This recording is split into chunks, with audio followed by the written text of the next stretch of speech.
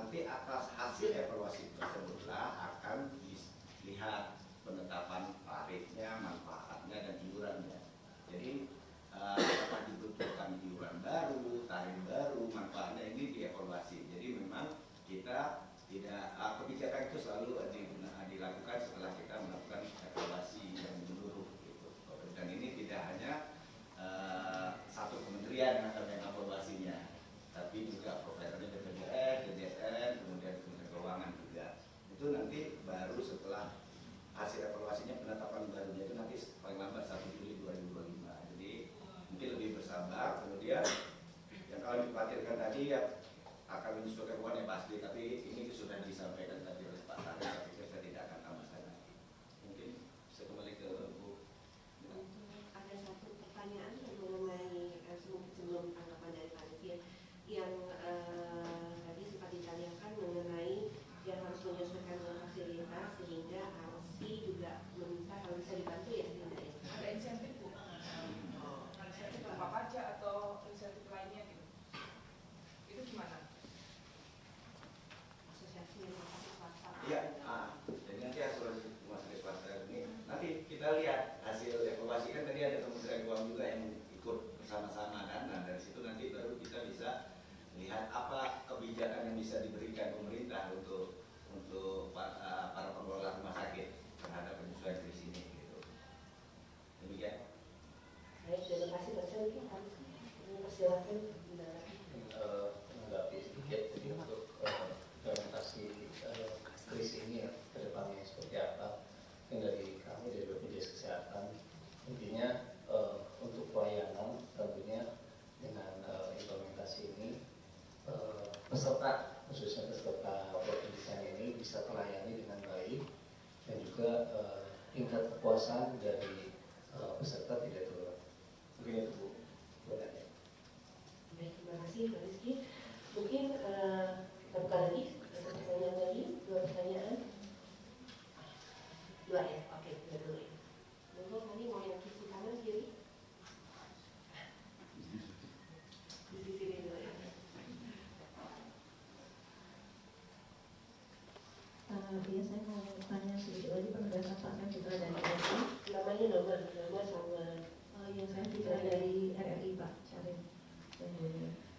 Saya mau tanya tadi kan Pak Syarif sempat menegaskan soal yang kris itu berarti semua pasien BPJS ya Pak.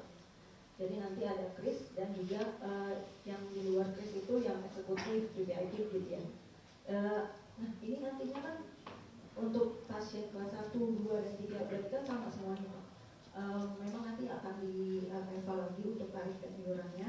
Cuma apakah nantinya akan ada ketimpangan yang nanti dari pasien kelas BPJS 1 gitu yang sama pelayanannya dengan BPJS kelas 3 gitu, mendapatkan layanan yang sama gitu. Itu diantisipasi. Langsung aja, satu lagi ya.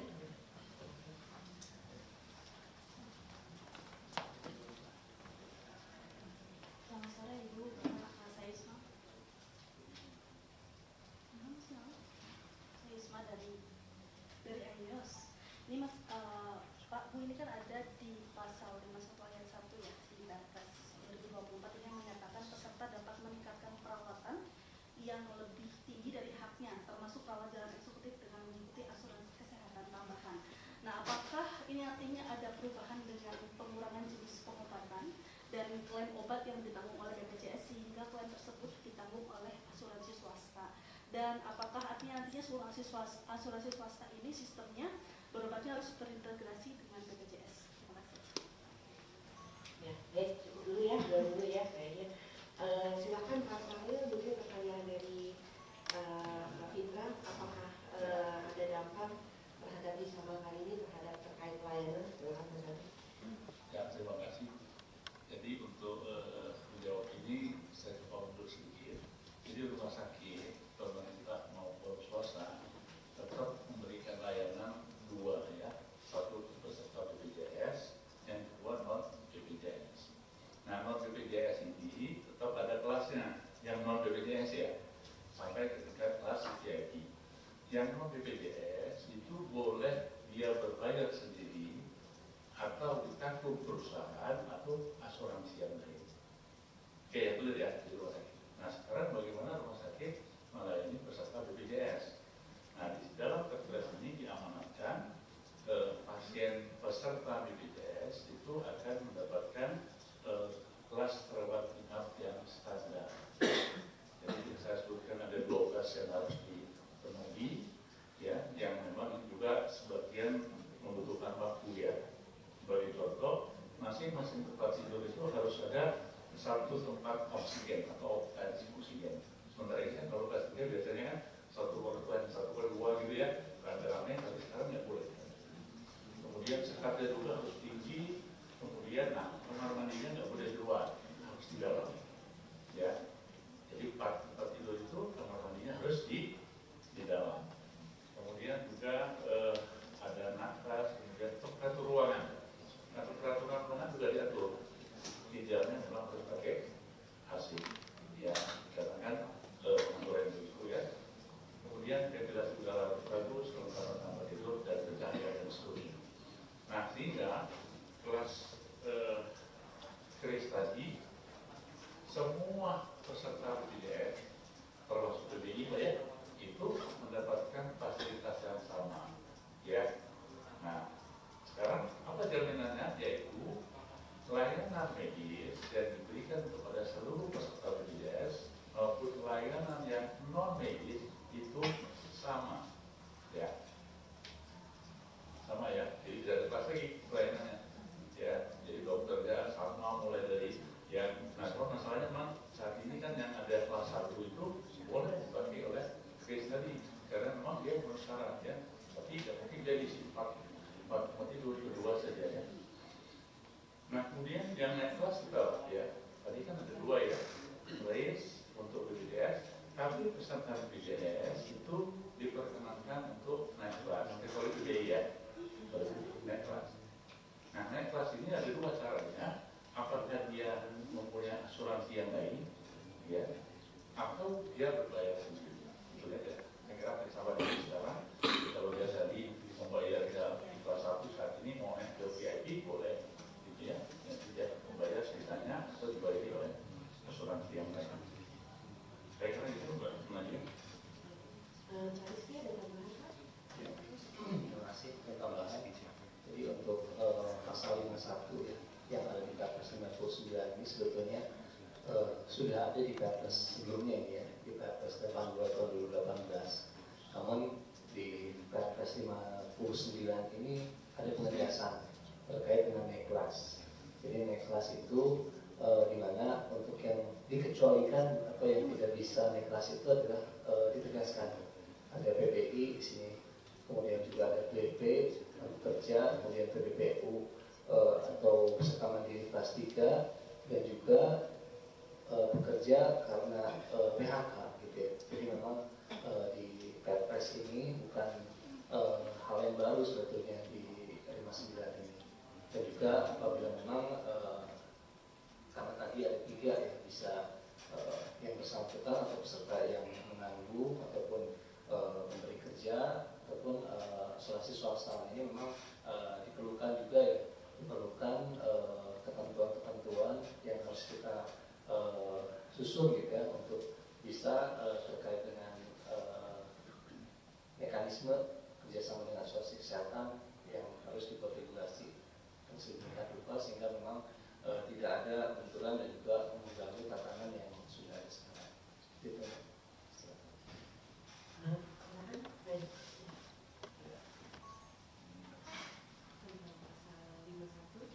Oh ya, Mbak Isma. Ya. Oh Isma. Iya. Menurut saya. Terima kasih tentang kita seperti itu asuransi kesehatan tambahan itu sebenarnya pengaturan saya menegaskan sampai pada bukan hal yang baru. Jadi kalau kita trace ke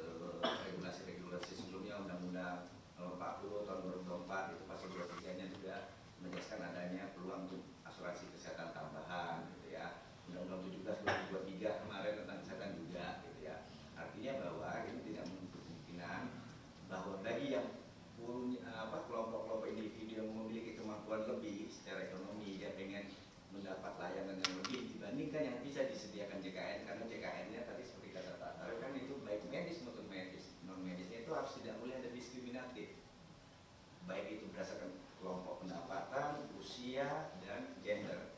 Semua warga negara Indonesia itu yang terdapat sebagai peserta BPJS harus mendapatkan layanan yang sama. Itu yang dipastikan. Dan salah satunya itu kualitas yang ditingkatkan melalui Perpres ini. Namun kan bisa jadi kita juga punya warga negara atau masyarakat yang punya kelebihan, kelompok yang lebih memiliki kemampuan atau kelompok kaya, dia pengen top up dari layanan yang bisa diberikan JKN, dia bisa dengan pakai asuransi lainnya. Kalau yang existing itu dengan Alpoket, dia bisa nambah lah. Misalnya saya haknya sekarang kelas 1 ya, misalnya masih ada kan, saya mungkin dirawat inapnya di poli VIP. Nah, saya harus tambah berapa, selisihnya itu ditanggung. Nah, tapi terkait kerjasama dengan swasta itu nanti, kalau di Perpres ini kita sedang bekerja merumuskan hal tersebut. AKT itu seperti apa sama BPJS, nanti bentuknya seperti apa, supaya juga kita industri swastanya juga ikut bergeliat gitu ya. Karena isu kesehatan kan tidak hanya milik pemerintah saja, tapi milik semua komponen bangsa ini gitu. Mungkin itu Mbak Isma. Terima kasih. Terima kasih. Ya baik, masih ada? Cukup? Melanjutkan yang tadi Bu. Jadi ke depan. Oh iya. Ya saya dari Firdaus Pak dari kantor berita Antara depan. Itu Pak sama ya ketiga Bu terakhir terkait Permenkesnya Bu. Bonus terakhir Permenkesnya Bu, kira-kira progresnya sejauh ini sudah sampai mana dan apa saja sih Bu poin-poin penting dalam Permenkes yang nanti akan digodok itu? Terima kasih. Oke, baik, terima kasih. Saya dulu mungkin tadi gimana Dr. Queen tadi Pak? Oh, tentu tidak. Nah, mungkin sektor swastanya juga nggak mau kan, BPJS juga nggak mau gitu. Jadi makanya kami sebutnya top up. Tapi ini nanti sedang berproses ya. Kita sedang melakukan berbagai kajian dan asesmen untuk kerjasama tersebut. Kami juga selalu dengan DJSN dan BPJS berusaha itu. Tapi dia tidak mungkin tapi lebih ke top up. Misalnya yang dijamin yang ditanggung oleh BPJS itu X, layanannya rupiahnya X, rupiah. Tapi Bapak karena menikmati pengen yang lebih baik layanannya, itu jadi X plus 1. Nah, 1-nya itu dibayar oleh nanti AKT-nya, asuransi swasta. Nah, itu nanti kerjasama asuransinya nanti dengan BPJS. First payer-nya tetap BPJS di depan JKN-nya. Tapi ini masih berproses ya, saya sampaikan, saya tegaskan lagi. Ini masuk ke Permenkes juga nanti Pak dibahas. Tentu harus dengan Permenkes. Masuk juga Pak. Aturannya pasti nantinya dengan Permenkes pengaturannya. Nah, kemudian kalau urgensi dari Kris mungkin Pak Saril ya, ini yang bisa ini lebih paham historisnya Pak Saril. Ya, enggak sih. Kan kita dalam kehidupannya kan tiap hari kan baik ya, baik meningkat. Sama dengan di BPJS ini berdasarkan pengalaman, berdasarkan fakta dan maka perlu diatur agar lebih baik. Itu aja intinya ya. Nah, diatur dengan lebih baik ini apa tadi? Menjamin layanan medis dan non medis itu tadi adil, sama rata, tidak ada diskriminasi dan seterusnya. Nyaman di ruangan itu dan seterusnya. Nah, sebagai tambahan buat teman-teman, jadi saya coba sampaikan kalau asuransi yang lain ya. Jadi asuransi yang lain banyak, hampir 100 asuransi kesehatan yang melayani ke masyarakat di luar BPJS. Itu pihak asuransi begitu akan bekerja sama dengan rumah sakit, dia menentukan kriterianya. Kalau jalan itu polikliniknya harus begini, ya pemeriksaan yang ada harus ini. Kemudian kalau rawat inap harus begini. Begitu kriteria yang memenuhi baru tanda tangan. Nah, sama dengan ini Pak. Jadi BPJS mewakili rakyat, gitu ya. Rumah sakit, kamu kalau mau melayani, saya minta dong persyaratan ini yang menjamin peserta kami baik. Kira-kira begitu loh. Gitu ya. Kalau urgensinya ya. Nah, kemudian kami ingin sampaikan Bapak Ibu sekalian, perbaikan yang nyata dan akan lebih baik. Jadi memang kamar yang maksimal 4 tadi tentu saja seperti sebagian sudah jalan, yaitu antara laki-laki dan perempuan tetap terpisah, anak-anak dan dewasa terpisah.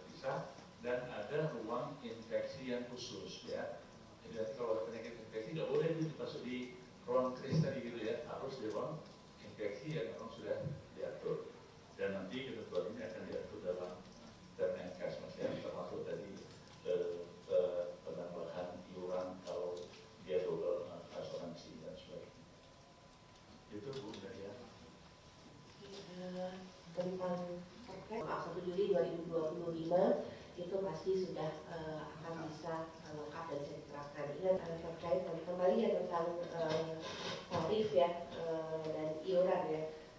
Mau direspon? Ya silakan Pak. Ya, tentunya kita belum bisa menjawab sekarang karena kan ini ya, kita lihat nanti dampaknya kan setelah ini diterapkan secara menyeluruh di rumah sakit dan itu berlangsung paling lama 30 Juni. Cuman yang saya pastikan bahwa pemerintah itu selalu berpihak kepada masyarakat. Seperti selama saat ini pun untuk orang miskin dan tidak mampu itu negara yang bayar iurannya. Nah itu yang bisa kami jawab sekarang. Kalau dampak pada iuran tadi sudah saya sampaikan juga, bukan cuma iuran tapi manfaatnya, tarifnya itu setelah ini dijalankan secara menyeluruh Pak. Kalau dulu kita ini kan kita belum bisa lihat ya apakah akan berdampak kepada variabel yang mana nantinya. Dan itu kita dikasih waktu 30 Juni semua rumah sakit untuk menerapkan ini secara menyeluruh.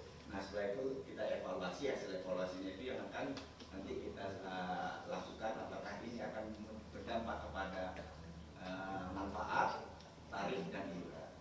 Tapi apapun itu, fakir miskin dan orang tidak mampu ditanggung negara seperti saat ini tidak akan berubah. PBI itu negara yang membayar iurannya. Mungkin Pak Saril dan Pak Rizky. Silakan. Ya, sama ya dengan saat tadi memang iuran tentunya kami juga di BPJS Kesehatan bersama-sama lintas kementerian dan lembaga tentunya dengan Kemenkes dengan Kemenkim dan DJSN ini memformulasikan gitu ya, karena ini perhitungan ini tidak mudah ya untuk menetapkan bagaimana menetapkan iuran. Jadi sekali lagi untuk saat ini memang belum bisa disampaikan bagaimana itu untuk iurannya, tapi yang pasti tadi seperti disampaikan Pak Isa, kita memihak kepada peserta gitu ya, bagaimana nanti peserta itu tidak kepuasannya menurun. Demikian. Ya, ini bagus pertanyaannya. Jadi kekhawatiran itu satu dari pihak rumah sakit. Ya, bayangkan tadi kalau kelas 3 sekian terus diberikan 4.